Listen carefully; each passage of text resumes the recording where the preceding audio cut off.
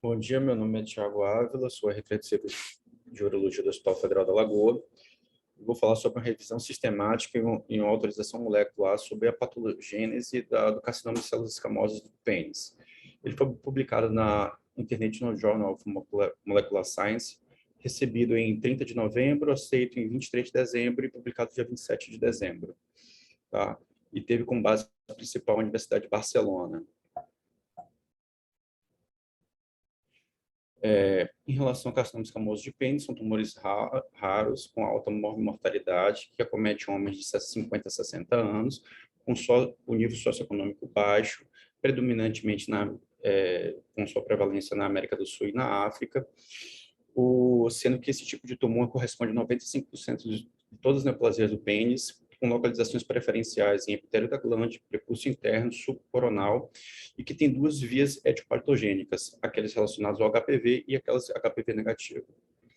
Em relação aos associados a HPV, são homens que têm características de homens seriam mais jovens, de alto número de parceiros sexuais, com histórico de tabagismo e com apresentação basalóide ou verrucosa, e que tem como marcador principal a hiperexpressão da proteína P16, né? Desenvolve-se a partir de lesões intraepiteliais de alto grau, chamadas de HSIL, tá? Ou na doença de Bowen, ou na eritroplasia de Chiari. Em relação ao não associado ao HPV, é que tem a etiopatogenia menos compreendida, né? Geralmente associada a fimose, inflamação crônica, má higiene e trauma.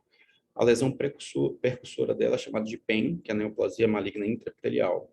São tumores mais queratinizados, quase sempre negativos para P16 e possuem uma alta expressão para P53.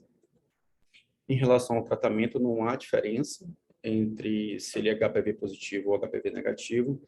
O tratamento da doença linfonodo negativa depende da estratificação e do risco clínico patológico para esse paciente. A disseminação precoce e loco-regional e angiolinfático possuem um prognóstico reservado. A resposta à quimioterapia ela é parcial e de curto prazo, e tem também baixa resposta à imunoterapia.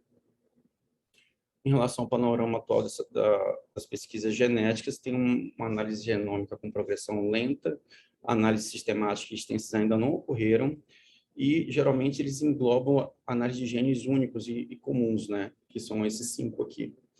E consequentemente, está associado a um número limitado de amostras, já que é uma patologia rara. Em relação à metodologia, foi uma busca online no PubMed, no Medline, até 30 de junho de 2021, com artigos focados no sequenciamento genômico, com esses termos, né? E além de uma busca manual na lista de referência dos artigos identificados. Aí, a exclusão foi com artigos que não estejam em inglês, com texto completo indisponível, estudos mal classificados, que não eram focados no carcinoma e no seu sequenciamento, ou que avaliaram menos de 10 genes, ou que não tiveram amostras teciduais patológicas, né? Dos estudos elegíveis foram selecionados quanto à disponibilidade e a completude de cada gene estudado. Foram extraídos desses estudos o número de amostras, pacientes, o tipo e o sequenciamento de DNA utilizado, números e prevalência de alterações genômicas, tipo e o resultado do teste de HPV, e se os genes envolvidos na alterações de número de cópias foram também pesquisados para alterações somáticas, para identificar aqueles que tinham as ambas anormalidades. Foram encontrados 434 estudos, 152 foram avaliados após os critérios de exclusão, ditos anteriormente, e desses, apenas 7 artigos foram selecionados. A gente encontrou 268 amostras com 251 pacientes, com 4 países, né, que avaliaram, 4 avaliaram mutações somáticas, 2 perfil de número de cópias, né, e um apenas avaliou os 2 tipos de alterações. As ferramentas principais de sequenciamento genético foi o sequenciamento genético de próxima geração, tá? Que tem 2 subtipos, um que avalia o exoma inteiro e o outro que só avalia parte desse exoma, tá? E análise genômica não baseada em sequenciamento de próxima geração, que é a hibridização genômica comparativa de matriz, e sequenciamento de DNA baseado em espectrometria de massa. As mutações identificadas foram validadas por análise de expressão gênica, Western blot e PCR. As amostras não tumorais foram praticamente sangue e tecido peniano, que foi utilizado em 4 dos 5 estudos principais, né? Em relação à cobertura de sequenciamento, foi utilizado um sequenciador de até 121x e aquele que era somente parte do exoma era de 535x. O teste de HPV foi baseado em PCR, foi realizado 7 estudos, mas apenas 5 relacionaram o status do HPV com resultados moleculares. Em relação aos resultados, as mutações somáticas mais encontradas foram nesses 7 genes, né? Poucas alterações somáticas foram recorrentes entre os estudos com sequenciamento que avaliaram o exoma inteiro, tá? Em relação à variação de número de cópias, aqueles relativos a ganhos, deleções e amplificações dos seus genes. O mais comum foi nesse braço do cromossomo em relação ao gene MYC, e 2 estudos identificaram ganhos também nesse respectivo gene que variava entre 10% a 70% das amostras. Na série brasileira, ele conseguiu correlacionar a variações de número de cópias dos genes deste gene EGFR com aumento do tamanho do tumor, e também teve em relação a tumores primários versus suas metástases, eles encontraram alta heterogeneidade nas variações de número de cópias, né? Ou seja, entre o que eles tiveram de tumor primário e metástase, apenas 42% de concordância entre essas variações, entre ganho, deleções e amplificações. Em relação do status do HPV, como dito anteriormente, 5 estudos avaliaram em relação às alterações moleculares, e viram que no HPV positivo, interessante, né, que a carga mutacional era muito menor do que aquele com HPV negativo. Tá? Um estudo desses 7 viu que não tinha, havia poucas diferenças mínimas ou até insignificantes entre os 2 tipos ético-patogênicos, e 2 estudos encontraram uma correlação inversa entre a positividade para o HPV e as mutações nos principais genes relacionados à oncogênese.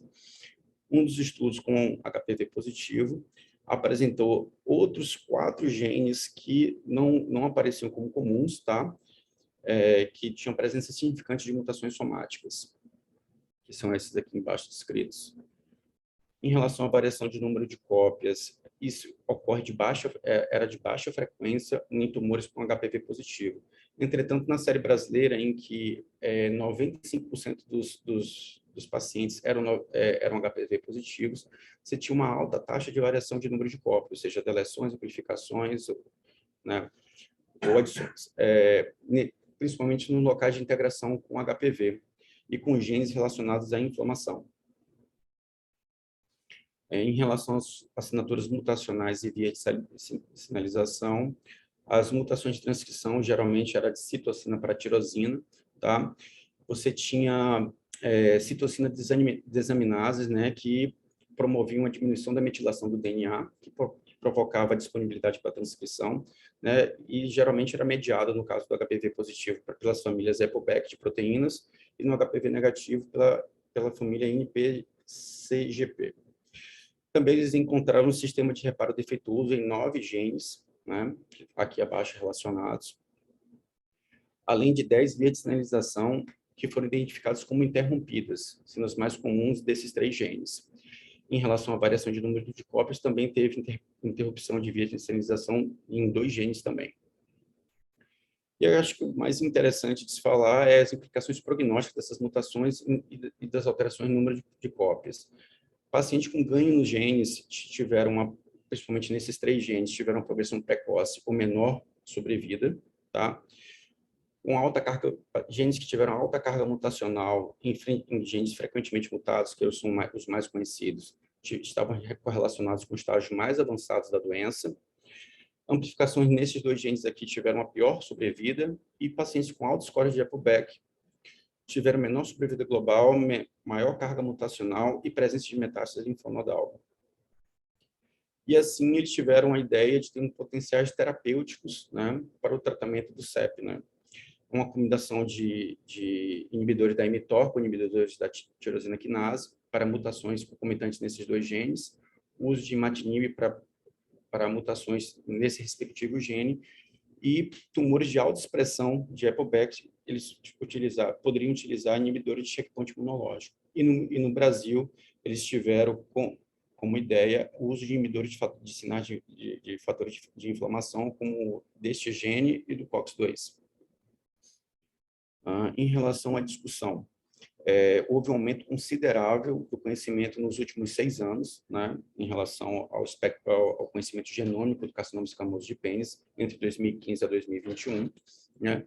Porém, os estudos que foram encontrados, os 7 estudos, são altamente heterogêneos, tanto em características sociodemográficas, quanto na metodologia, e também como fator limitante o número reduzido de amostras por ser uma patologia rara, que resultaram em séries heterogêneas que dificultaram a validação das conclusões. As mutações somáticas mais comuns e consistentemente identificadas, né, foram dos 5 genes principais que já eram sabidos, além de alteração de número de cópias em 3 desses genes, que isso aqui já é uma novidade, né?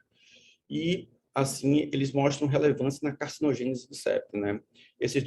Os dois primeiros, né, eles estão associados são genes supressores tumorais, né? E quando mutados, né, ele provoca a proliferação do câncer. Esses dois de baixo, aqui, o NOT1 e o FAT1, eles são carcinogênicos, porém, até hoje não sabe se o seu papel e o seu mecanismo de atuação.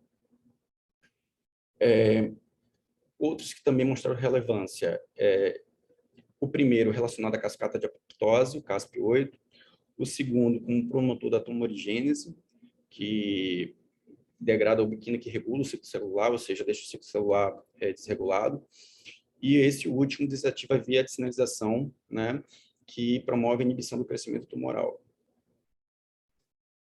O perfil mutacional entre as duas etiologias não é significativamente diferente, tá?